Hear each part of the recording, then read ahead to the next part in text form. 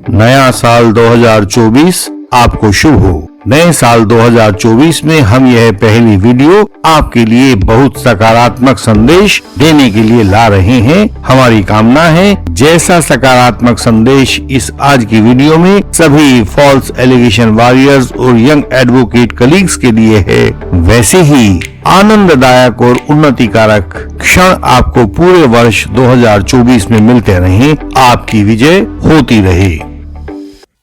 Supreme court के दो तरह के निर्णय आजकल देखने में आ रहे हैं। पहले तो वे हैं जिनको पढ़कर शरीर में भय की लहर दौड़ जाती है। कानून के छात्र बहुत प्रयास करने के बाद भी उन निर्णयों में छिपे हुए दर्शन को समझ नहीं पाते हैं। दूसरी ओर ऐसे निर्णय भी देखने में आ रहे हैं जिनसे नागरिकों को, फॉल्स एलिगेशन वॉरियर्स को और यंग एडवोकेट कलीग्स सबको मानसिक बल मिलता है और यह ख्याल मजबूत होता है कि आखिर किसी ठोर पर तो न्याय मिलने का भरोसा अब भी मौजूद है। आज के केस में आरोपी तथा पीड़िता एक दूसरे के रिश्तेदार थे। आरोपी की भाभी को डिलीवरी हुई थी तो उसके बाद के कामों में हाथ बटाने के लिए पीड़िता अपनी बड़ी बहन के घर यानी आरोपी की भाभी के घर कुछ महीनों के लिए आई हुई थी। वापस लौटने के करीब 1-1.5 महीने के बाद पीड़िता ने आरोपी पर कई बार रेप करने का आरोप लगा दिया। दोनों परिवारों ने आरोपी तथा पीड़िता का विवाह करवाने का फैसला लिया, जिससे बाद में आरोपी ने इनकार कर दिया। शिकायत की गई। पुलिस ने केस दर्ज करके सेक्शन 376, 506 आईपीसी में चार्जशीट फाइल कर दी। ट्रायल कोर्ट ने कहा कि यदि संबंधों को सहमतिपूर्ण मान भी लिया जाए तो भी उस सहमति की कोई लीगल वैल्यू नहीं है, क्योंकि पीड़िता की आयु 16 वर्ष से कम थी। यहाँ हम अपने विद्वान व्यूअर्स को बता दें कि उस समय वर्ष 2000 में यौन संबंधों के लिए सहमति की आयु 16 वर्ष हुआ करती थी। इसलिए ट्रायल कोर्ट ने रेप के अपराध को साबित हुआ माना। जब अपील करने पर मामला हाई कोर्ट के सामने गया तो हाई कोर्ट ने तो इसे सहमतिपूर्ण शारीरिक संबंध मानने तक से इनकार कर दिया। उन्होंने कहा यह तो सीधा सीधा रेप का अपराध है और उन्होंने ट्रायल कोर्ट के फैसले को मान्यता दी। इसके बाद मामला सीधे सुप्रीम कोर्ट पहुंचा।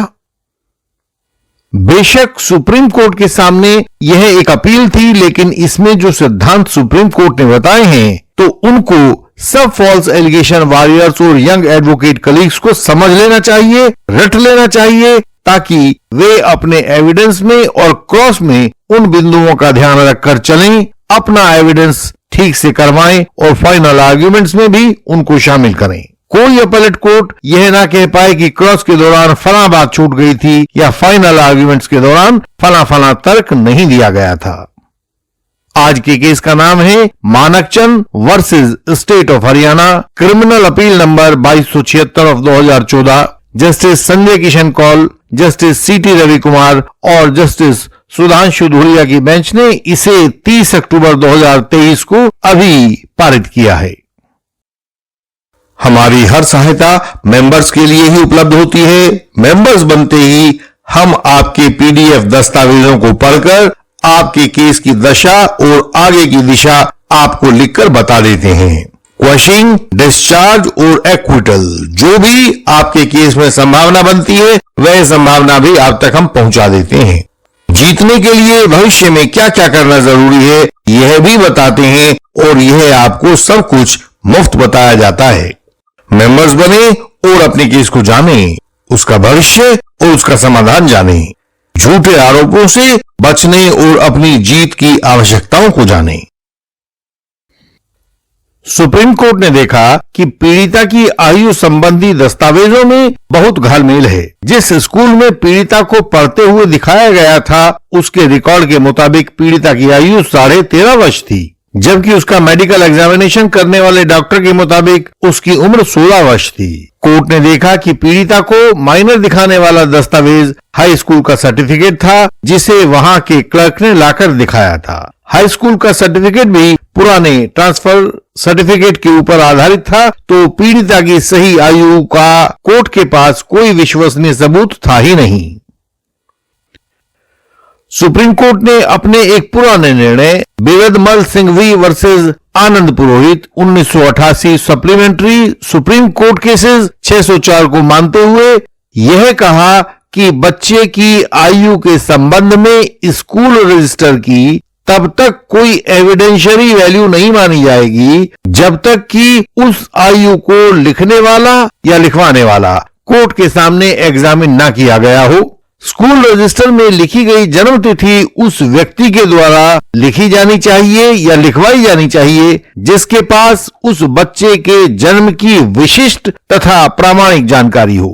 ऐसा नहीं है कि कोई भी व्यक्ति जाए और बच्चे की जन्म तिथि को दर्ज करवा दे और उस विशिष्ट और प्रामाणिक जानकारी को जिसके आधार पर बच्चे की जन्म तिथि लिखवाई गई है कोर्ट में क्रॉस के द्वारा वेरीफाई किया जाना चाहिए। सुप्रीम कोर्ट ने उस पीड़िता के बयान व आरोप की प्रामाणिकता की भी जांच की।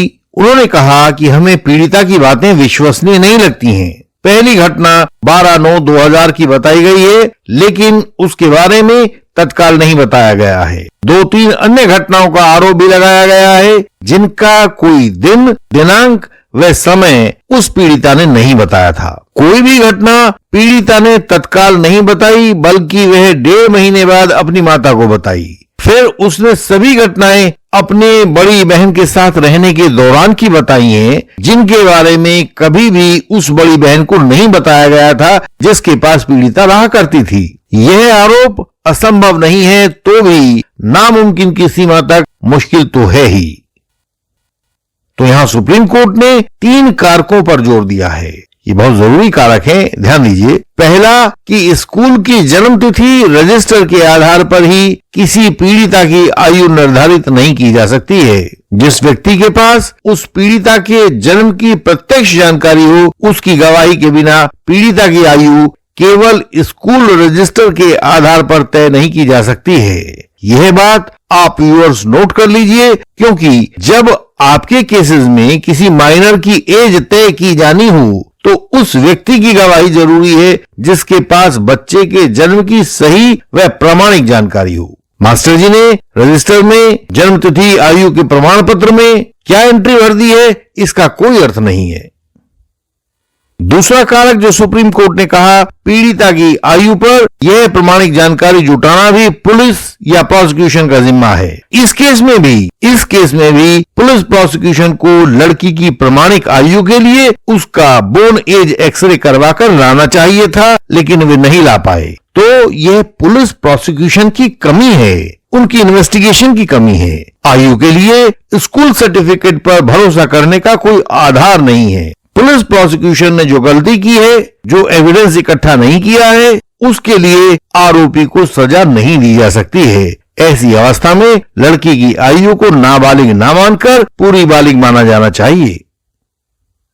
कोर्ट ने तीसरा कारक बताया घटना की रिपोर्टिंग में छिपाव को। जब घटना हुई तभी क्यों नहीं बताया गया, तभी उसकी रिपोर्टिंग क्यों नहीं की गई, एक सुविधाजनक समय पर यह रिपोर्टिंग क्यों की गई। उस केस में पीड़िता का आरोप है कि उसकी बड़ी बहन के ससुराल में यह घटना हुई थी, तो ऐसे में यह तभी अपनी बड़ी बहन को क्यों नहीं बता दिया गया था। बाद में क्यों यह 1.5 महीने के बाद वहां से दूर जाने के बाद अपनी माता को बताया गया। इसी 1.5 महीने में सूचना में क्या क्या जुड़ाव घटाव किए गए होंगे किसको पता है। इससे आरोप की प्रामाणिकता पर संदेह पैदा हो जाता है। एक यह भी आधार है कि यदि सब कुछ बहन की ससुराल में बहन के साथ रहने के दौरान घटित हुआ था तो अपनी ही बड़ी बहन के साथ यह बात शेयर क्यों नहीं की गई। कोई भी बड़ी बहन अपनी छोटी बहन के यौन शोषण को कभी स्वीकार नहीं करेगी। उस दौरान बड़ी बहन के साथ रहने के बावजूद उसको ना बताया जाना आरोप की सच्चाई पर संदेह पैदा करता है। ट्रायल कोर्ट को इन सब बातों पर ध्यान देना चाहिए था जो उसने नहीं दिया।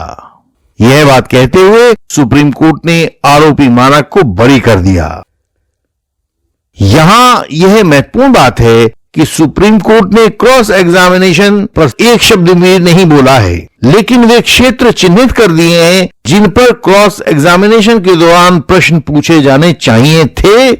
यही बात इंडियन लीगल सिस्टम अपनी हर वीडियो में आप तक पहुंचाता है। हमारी वीडियोस में क्रॉस एग्जामिनेशन के सब रूल्स में यही बातें आपको बताई जाती हैं कि किन किन बिंदुओं पर क्या क्या सवाल पूछे जाएं, ताकि झूठे आरोप लगाने वालों की धज्जियां उड़ाई जा सकें।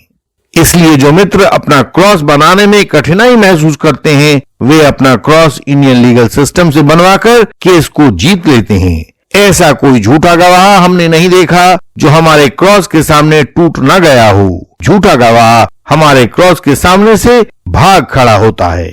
हमसे संपर्क का तरीका सामने स्क्रीन पर दिखाई दे रहा है। मेंबर बनने के लिए, कंसल्टेशन पाने के लिए, हमारे साथ मीटिंग फिक्स करने के लिए सामने दिखाई दे रहे हमारे मोबाइल नंबर पर व्हाट्सएप मैसेज भेजें।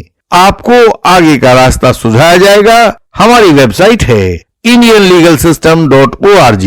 इस पर सारी जानकारी आपकी सरल भाषा में दी गई है। झूठे आरोपों से बचने के गुर बताए गए हैं, उनको पढ़ें और सीखें। इस वीडियो को अधिकाधिक लाइक करें, शेयर करें और सब्सक्राइब करें ताकि यह संदेश दूर तक पहुंचे।